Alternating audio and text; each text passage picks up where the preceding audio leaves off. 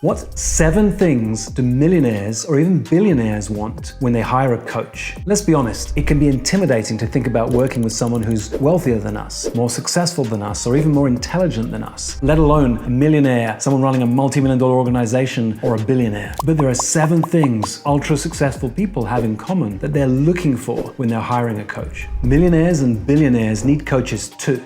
And the more that you understand that, the more successful you're going to be in this career. Don't be intimidated. These people need you more than they think and more than you know. So here are the 7 things that you need to focus on to support ultra-successful, ultra-high net worth individuals. Number 1 is honesty. The higher you rise, the more successful you become, the more you become surrounded by people who say to you what they think you want to hear. And so you crave someone who's honest in your world, someone who will speak hard truths. Now, not everyone is ready for that, but you can bring it, and your people will say yes, because high-level leaders are often craving a level of honesty they know they don't have in their world and they need. So remember, try to be as honest as possible. Speak hard truths. The more willing you are to say the things that have you feel uncomfortable, the more they'll trust you. Number 2 is challenge. A billionaire once said to me, the problem with millionaires is they're not dreaming big enough. Now, who but a billionaire could see that? You have to be that person for whoever your client is, to see possibilities that they cannot yet see, to help them dream bigger than they've ever dreamed before. That's your job. Challenge them, provoke their thinking, and draw out ideas and possibilities that they couldn't see a moment earlier. Your job is to bring a level of challenge that they don't currently have in their world, and they'll be grateful for it.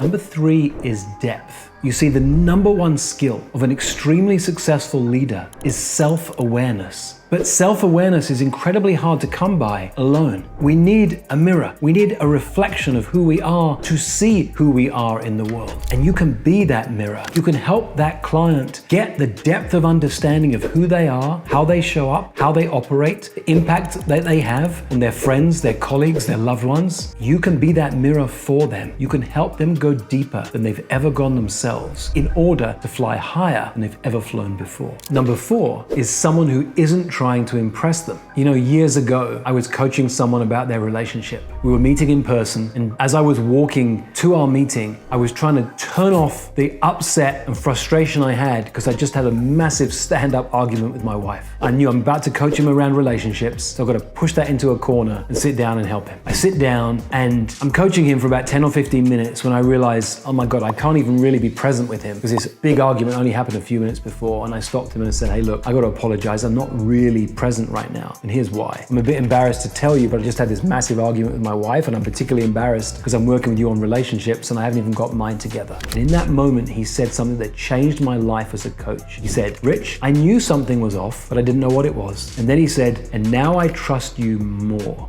You don't need to have it all together. You don't need to prove yourself. You don't need to look good in front of your clients. In fact, the quicker you can let go of that, the quicker you can show up and be you with all your flaws and mistakes, the more they'll trust you. Number 5 is legacy. The difference they're really meant to make. You see, the thing about super successful people, they've been on this path of success a long time. They've had ups and they've had downs, they've had mistakes, they've had challenges, and they've had a lot of success. There comes a moment when they realize, why am I really here? What is this all for? Why am I doing this? And they begin to think about their own mortality, the difference they want to make, the contribution they want to make, and the legacy they want to leave. If you can help them tap into that, you might have a client for life. Number 6 is help with personal relationships, not just professional ones. Relationships can easily get left to the side. If you are a business owner, if you're an entrepreneur, if you're running a multi-million-dollar business, you know the ROI, the return of investment of an extra hour spent focusing on the business. An extra hour with your kids, an extra hour with your spouse. In fact, if you're not fully present, an extra hour with your spouse can have a negative impact on your relationship. So it's easy to get drawn off into this focus up here on business and success, and you'll spend more and more time there. The number of ultra successful people I've met who have millions of dollars in the bank, but their spouse has asked for a divorce, or their kids have stopped speaking to them. You'll be surprised at how many ultra successful people, how many high net worth people will hire you to help them work on their business. And if you create enough trust, you'll end up only talking to you about one thing, their relationships. Because in the end, that's all that counts. Help them with their relationships, and you'll have clients who love and appreciate you forever. And number 7 is someone they can trust and be vulnerable with. Now,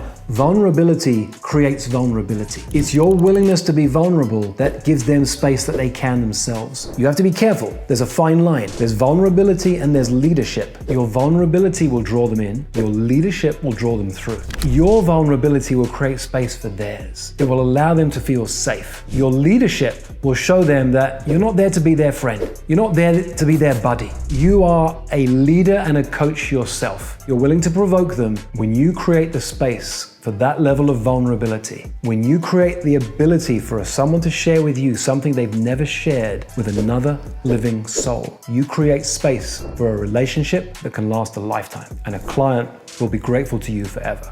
That's exactly what millionaires and billionaires are looking for in a coach. Let me know in the comments below which one of these was the most interesting for you and which one of them provoked your thinking the most. Don't forget to like and subscribe, because then I can notify you the next time I release a video.